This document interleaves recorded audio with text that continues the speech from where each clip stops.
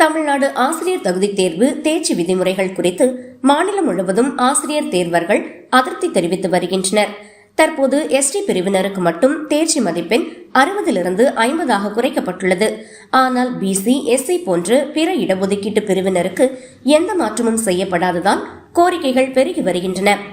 ஆந்திரா, தெலுங்கானா, ஒடிசா, பீகார், சத்தீஸ்கர் போன்ற பல மாநிலங்களில் பொது பிரிவுக்கு தேர்ச்சி மதிப்பெண் 90ஆகவும் இடஒதுக்கீட்டு பிரிவினருக்கு 75ஆகவும் நிர்ணயிக்கப்பட்டுள்ளது.